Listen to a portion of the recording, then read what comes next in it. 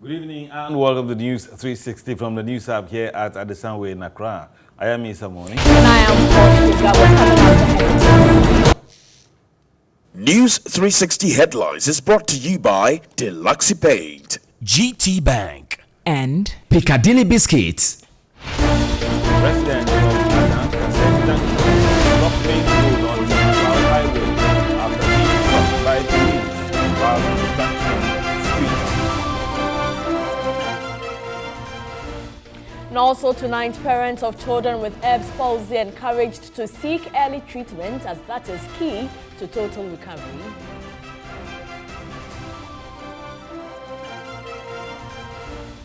In Mission, residents of Mantiware in Bunu East, in Bunu region, appeal for completion of abandoned community-based health planning and service CHIPS facility. 2019 edition of Ghana's Most Beautiful launched in Kumasi.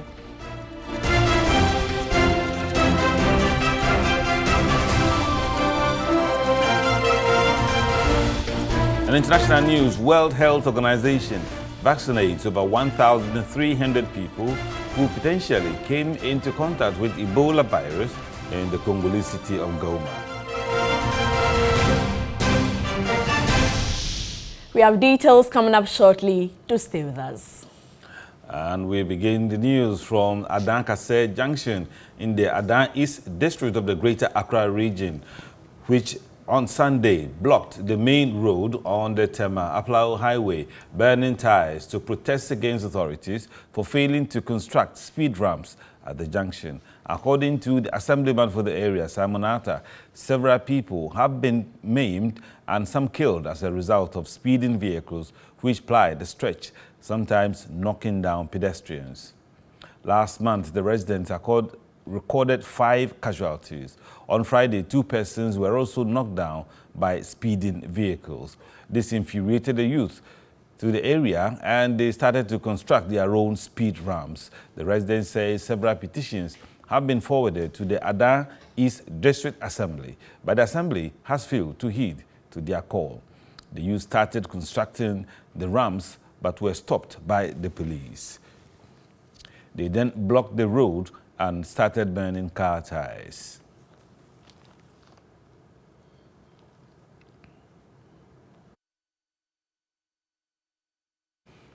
Right, and joining us on the phone tonight to speak about this issue is Superintendent George Kuma, and George is the Adan Divisional Police Commander. Good evening, sir, and thank you for joining us on News 360. Thank you, morning. Right, this is quite a disturbing issue, but would want to find out from you first if you have made any arrests following the incident earlier today. Thank you very much. At the moment, no arrests have been made, but we have identified the key leaders who led the youth to do that, and at appropriate time, we are going for this. So, sir, for what offense are you arrested? What have they done wrongly? And I think on your screen, you are watching it yourself. Burning tires on the road, constructing unauthorized road speed checks, which are not authorized by the authority. But are you aware of the reasons why they are constructing their own speed ramps? Oh, yes, we are aware. We are aware. The DISEC has taken steps to handle the issue, which the highway authorities have been even informed. We are waiting for the appropriate construction of the speed ramps. We are very much aware of it. So did you take any step in the past to invite them to listen to their concerns? Oh, yes, we've done that. This is not the first time this thing is happening. It happened some months back. They constructed the same unauthorized speed ramps. We invited authority, we sat down with them, we told them how to go about it, which they wrote, and even copied the police. The appropriate authority is very much aware, and they are taking steps to come and reconstruct the approved speed checks. And instead of you taking their time for that thing to be done, it's a process. So we are all waiting patiently for the process to be, followed. And all of a sudden this morning, they started burning tires constructing unauthorized speed checks. So, sir, finally, how many people have you arrested? At the moment, we haven't arrested anybody. We haven't arrested anybody, but we have identified the key leaders. Okay. That will go after them at the appropriate time. Right. Thank you very much. Superintendent George Kuma is the Adan Divisional Police Commander. In other news, Ghana has moved up from grade D in 2016 to A in the macro-fiscal forecasting of the Public Financial Management System implementation at the launch of the 2018 Public Expenditure and Financial Accountability Report. Dr. Mohamed Sani Abdullahi noted the Public Expenditure and Financial Accountability Assessment Report provides the opportunity to identify gaps and close them. The Public Expenditure and Financial Accountability (PFA) framework is intended to provide an integrated and harmonized approach for measuring and monitoring public financial management (PFM) performance progress. It also helps focus support on country-led PFM reform programs. At the launch of the Public Expenditure and Financial Accountability Performance Assessment Report, Chairperson of Public Services Commission, Dr. Janet Ampedu-Fofie, said the public financial management is one of the fundamentals for the development of the country. It is my fervent hope that we use the report as a working document to achieve the targets set out in the country's PFM reform agenda. We should also use this as a learning opportunity to equip ourselves with additional knowledge to better understand and achieve our set fiscal targets. The Director General of the National Development Planning Commission, NDPC, Dr. Grace Efuabediakun, observed the government has prioritized the country's public financial management strategy. The implementation of the International Public Sector Accounting Standards to enhance the reporting of public finances and the deepening of implementation of the Human Resource Management Information System so as to enhance the management of our wage bill. Deputy Head of Mission and Head of Cooperation at the Embassy of Switzerland, Matthias Feldman, noted the public financial management system is critical in the Ghana Beyond Aid agenda. It helps to shed light on the changes that have taken place in Ghana's PFM system over the past couple of years, both the positive ones and maybe also some negative ones. And it helps to identify the remaining gaps and weaknesses and those areas that need further improvements. Dr. Mohamed Abdullahi is the project director of Public Financial Management Reform Project. He outlined the three outcomes of the project. How is external audit doing? And again, how are we managing our revenues, our expenditures, our debts, our assets, our procurement, our internal audit? For macro fiscal and the way we do our fiscal forecasting and strategy, Ghana has moved from a D in 2006 to a B. And now management and pupils of the Abutiag Betepo Basic School in the whole West District of the Volta region have been presented with 80 desks. Now this is after TV3 reported about inadequate facilities of the school. Joseph Armstrong has more. On Sunday, June 2nd, this year, TV3 reported about the educational challenges facing the Abutiag Betepo Basic School in the whole West District of the Volta region. A 6-unit classroom block at Abutiag Betepo Basic School looks so attractive from outside, but the inside is empty with no chairs and tables for the pupils. Nursery pupils have to carry their own chairs from home and trek several miles to reach their school. Those who cannot afford the chairs sit on the bare floor. Pupils who sit on the bare floor to study use their hands as support to prevent their uniforms from getting dirty. The school also has no dining hall. During break time, pupils sit on the bare floor to eat. 2 months after the report, a group called Pencils of Promise, with support from the MP of the area, Emmanuel Kwesi Bedra, have donated 80 desks to the school. Public Relations Officer of the Ghana Education Service in the whole West District, Frank Hopoti, received the decks on behalf of the school. For their quick response, I'm sure will forever remain history in the minds of these pupils. And so we just want to express our thanksgiving to TV3 too for coming to actually capture this and make it a reality. We are most grateful to you. Head teacher of the school, Ernest Aju, also expressed gratitude to TV3. My appreciation goes to Pencils of Promise through the effort of the Honorable MP Bejra, and we are also grateful to TV3 that has brought this to fruition for us. But still, we need some more assistance in terms of infrastructure, the school block, the KG, we don't have any school block for the KG, and the JHS.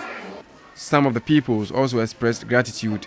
3 or more people will sit on one desk. We didn't have desk to sit on it. So they brought some of the desks. We are happy. I feel happy because we don't have desks, so if they bring it, I feel happy.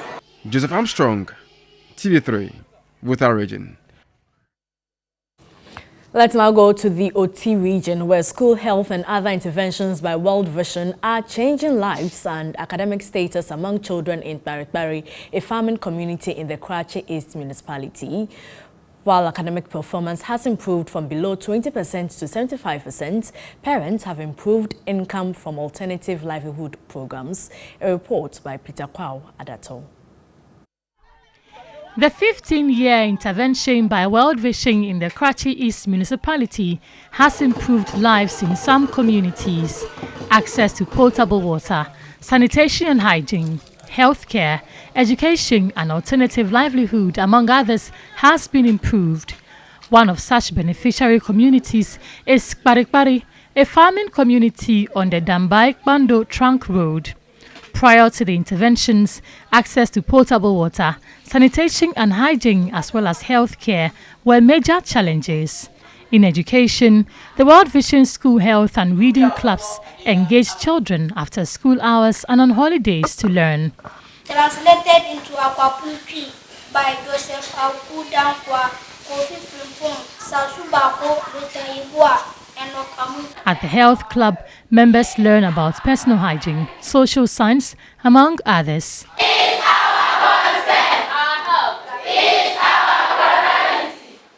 A member of the school health club shared his experience and benefits of the program.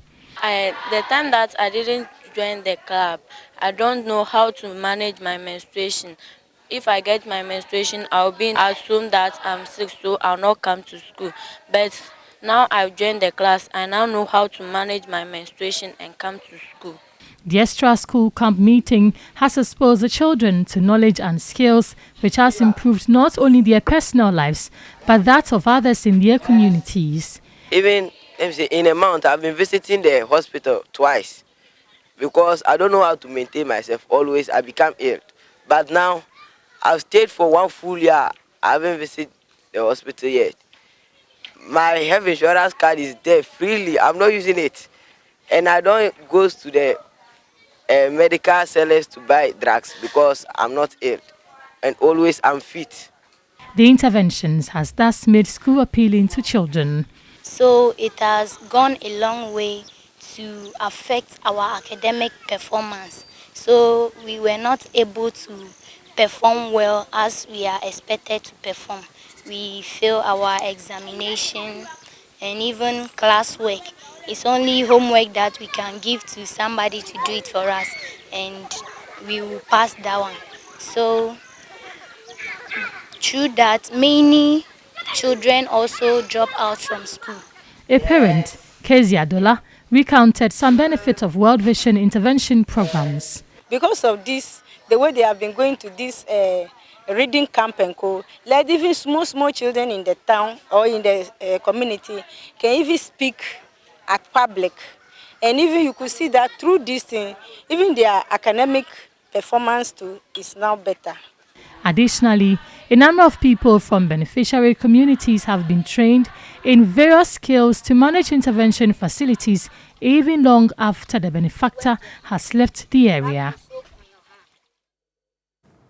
Now, parents of children with Erb's palsy have been encouraged to seek early treatment, as that is key to total recovery.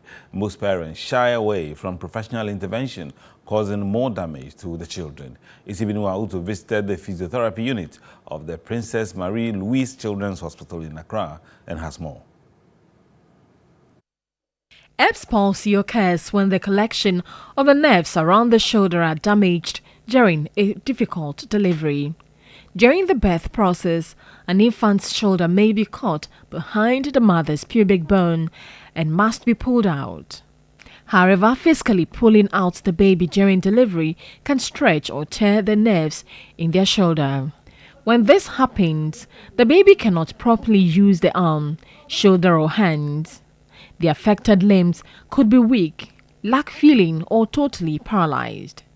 Fortunately, Erb's palsy is a highly treatable condition and most children can fully recover from it.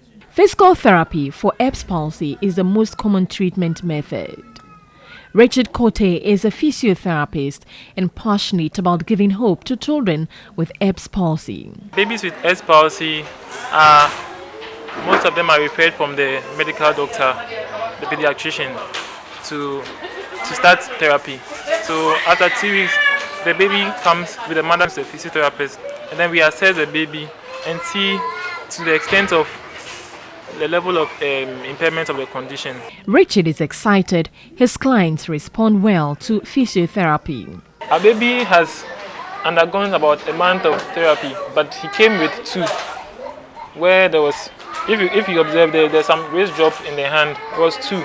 So, and his hand was actually very little movements in the hand, but now he's able to lift the hands up and then down. Some of the parents who bring their children for physiotherapy at the Princess Marie Louise Children's Hospital are happy about changes in their children and are encouraging parents with such children to see physiotherapists. Honestly speaking, when the boy was delivered and the mother came home on Saturday, he couldn't lift the hand at all. It was idle. But we thank God that today, as I'm talking to you now, the boy can raise the left hand. He can even crawl with the left hand.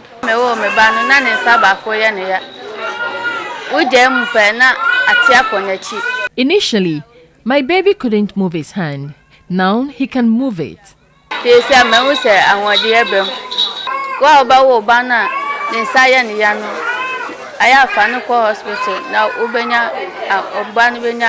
Charity Mustafa is a pediatric physiotherapist. How long these children stay with us depends on the severity of the condition. There are some of them, just when they start crawling, you can see that the children are very functional with their hands. So once they are crawling and we are satisfied that this child is crawling on all fours, then we discharge. Richard Cote is, however, worried awareness about Erb's palsy is low. It's on a low note, so we are trying with my colleagues and my senior colleagues, to bring it out for the public to be aware the more. Created an NGO to help children with Erb's palsy. The physiotherapy unit of the Princess Marie Louise Children's Hospital in Accra records 5 new cases weekly and 20 new cases every month. On average, 20 old cases are recorded every week, making 80 old cases a month. You're watching News 360. The phenomenon of young men and women dating much older persons for financial and emotional support is not new in Ghana. Known as sugar dating, most cultures frown upon this social trend based on morality. In the following report, Gloria Apre explores the motivation and risks involved in sugar dating. Sugar mommy, sugar daddy, cougar, Mrs. Robinson syndrome. These are some terms that refer to older men and women dating younger persons. The phenomenon, which is not alien in the African culture, has gone a notch higher, with some websites making it easy for wealthy folks to connect with younger men and women in exchange for sex, money, long-term relationships, and guaranteed financial security. We sought the views of the public on this controversial issue, and this is what they had to say. Everybody plus what you like. I'm for me like this, I don't like the older this thing, but if you be at the same age, then everything can collaborate. Some people actually just want money, and then it's not like they are using the money for anything, just to flaunt the money around, and then it's not like they really like the man, it's not that's their preference, they just want money from me. That's the wrong thing. Meet Masari Boating. Masari is a barber by profession and in his early 30s. He tells us he is in a relationship with two women who are in their 50s.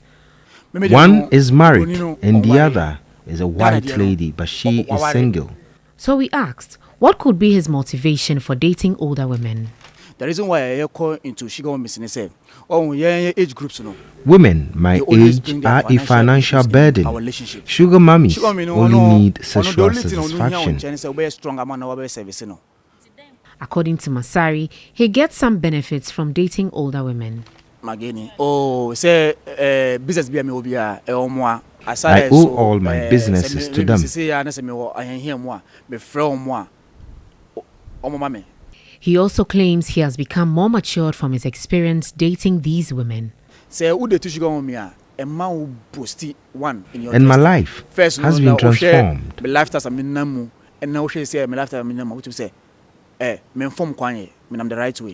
Probing further on the sugar dating phenomenon, we met a lady who shared her experience on the condition of anonymity. It wasn't a bad experience at all.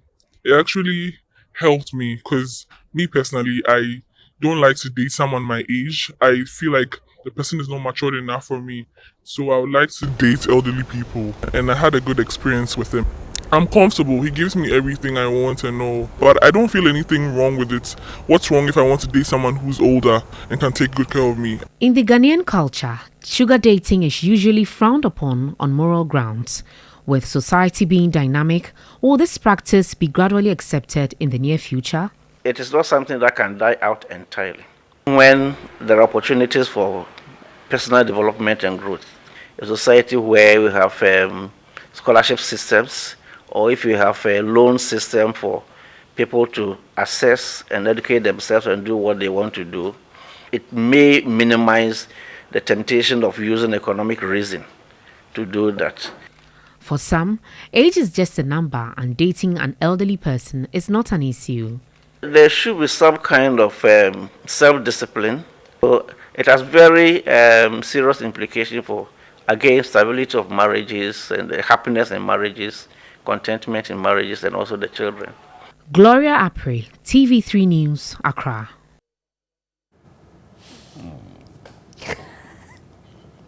Say something. All right. Watching NEWS360. I mean, we don't have an opinion on this matter now. We have more news coming out shortly. Do stay with us.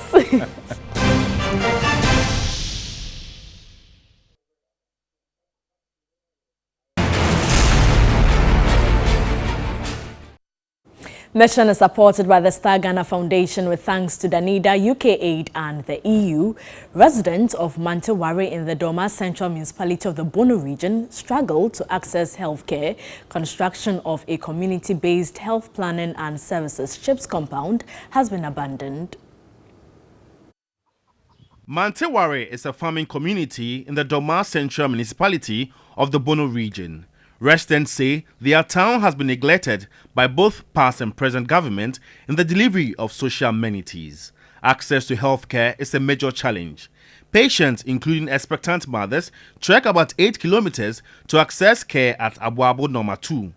Due to this, most pregnant women do not attend antenatal clinic because of the journey they would have to cover.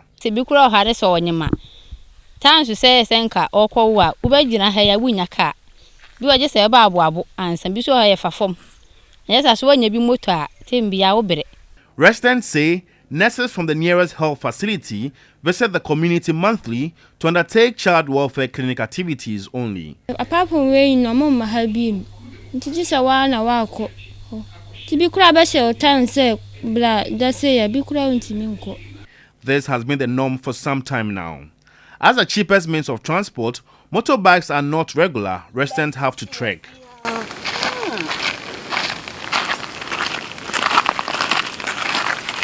Efia Hannah and her colleagues were returning from clinic around 1 p.m. after a long wait without any vehicle to transport them home. The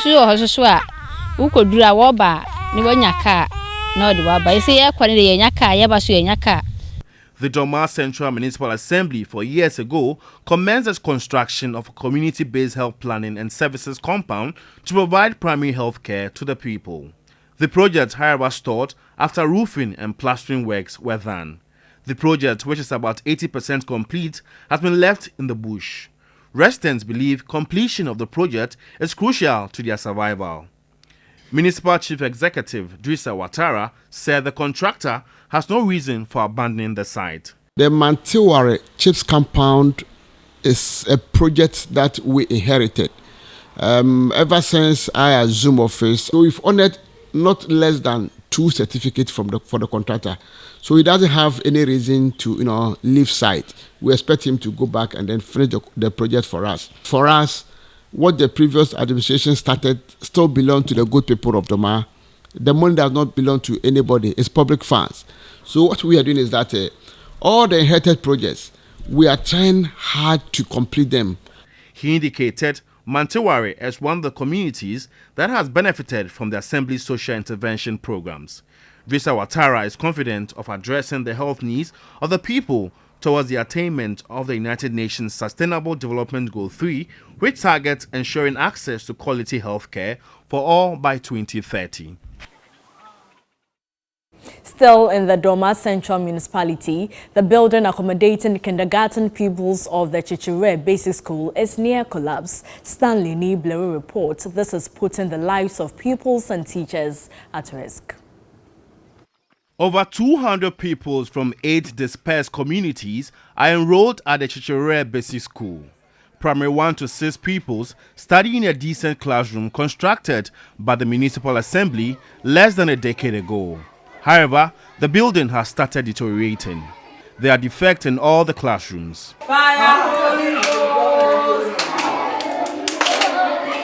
Kindergarten pupils are confined in a mud structure. Already, the structure has had portions of its roof ripped off. Most of the wood supporting the structure have been eaten by termites. This puts the lives of teachers and pupils in danger, affecting teaching and learning in the process. The Parents-Teacher Association put up the structure to accommodate the growing population of the school. It is long-term overdue that the government should have come in to build the permanent structure for us. So if it is windy, you have to close the children to go home because of the structure of the block. The state of the building, residents say, has reduced the school's enrollment. We are moving from village to village to convince them that sooner or later the government will come and put up a new structure for us, so they should bring them to the school. And even we started with a small feeding program, which is helping them. We were managing the internally generated funds to retain the students in the school. Aside the deplorable state of the school building, furniture in the school is inadequate. A broken bench serves the pupils. The junior high school also has a similar problem.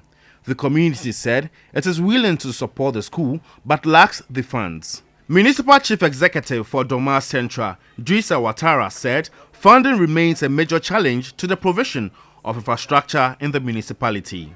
We have so many cases, in the municipality, but in all of this, it's a challenge.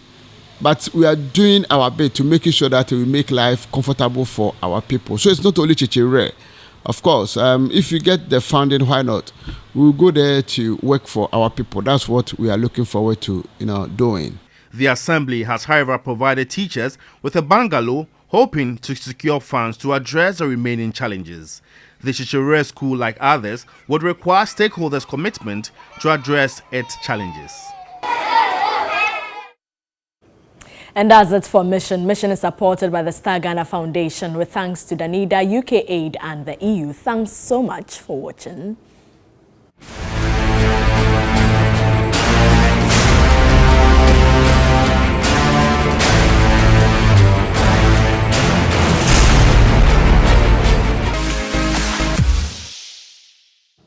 And in this segment tonight, the 2019 edition of Media General's Ghana's Most Beautiful has been launched in the Ashanti region capital, Kumasi. The most watched reality pageant show in the country will see 16 contestants competing for the coveted crown for 2019.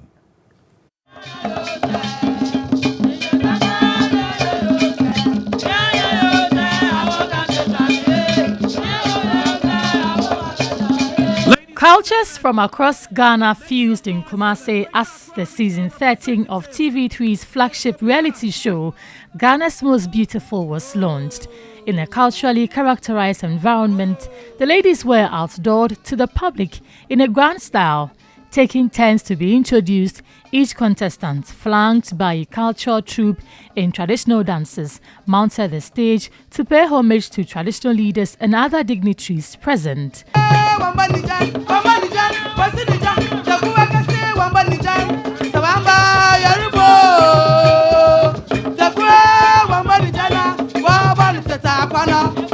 The traditionally endowed pageant has over the years brought into view the significance and the need to celebrate the rich Ghanaian cultural heritage and tradition. 16 contestants were outdoored to symbolize the official kickstart of the 2019 show. Contestants will spend the next 13 weeks doing research and educating Ghanaians on the customs and traditions of their regions and Ghana at large. GMB 2019, Black and Proud. By two gentlemen and a lady. They are doing the Agbaja dance. So, melodious.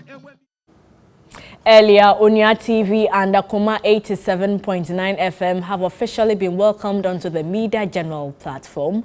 Launching the two stations, the group CEO of Media General, Beatrice Ajimanabi, assured viewers the new platform will offer them nothing but quality, impactful and exciting content. Osuwarai has more.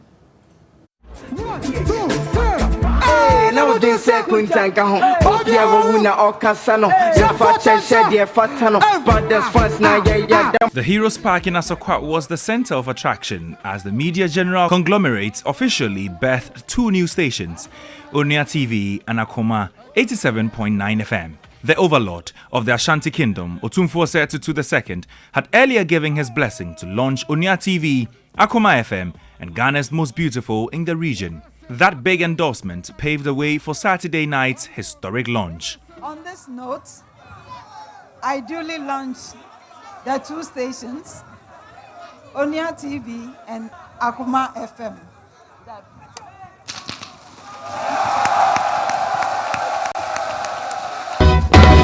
Onia TV, ye gwini ho pa.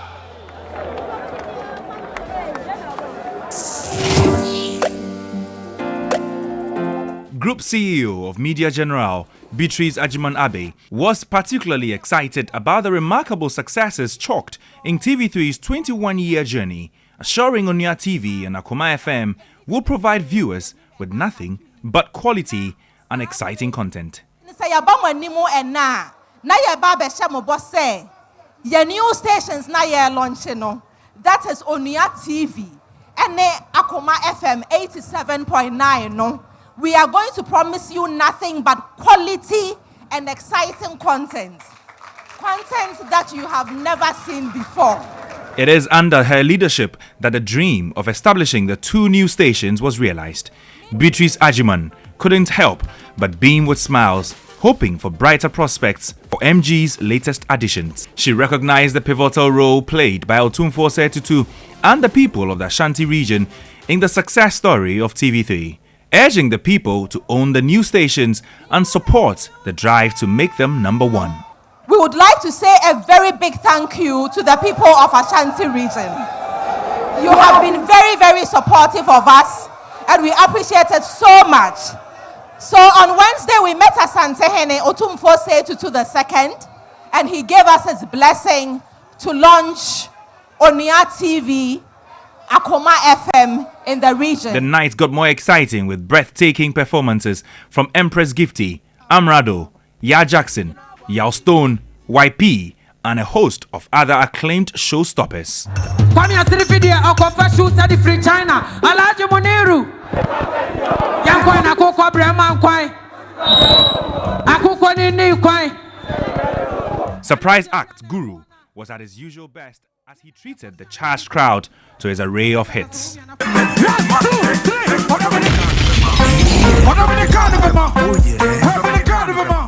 And of course, the historic night couldn't. Right now, for at how Tunisia share the main events last week.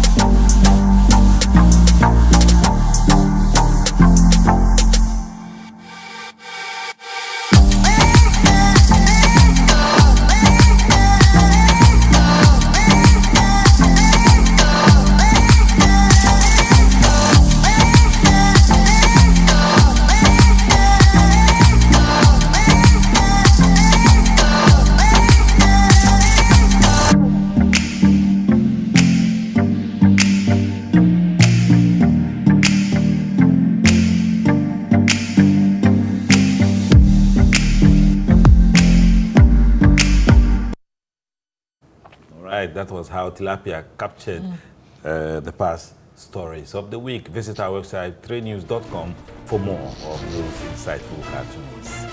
That's it for News 360. Thanks so much for your time. I am Portia Gabo. And I am Isa Morning. Enjoy the rest of your weekend.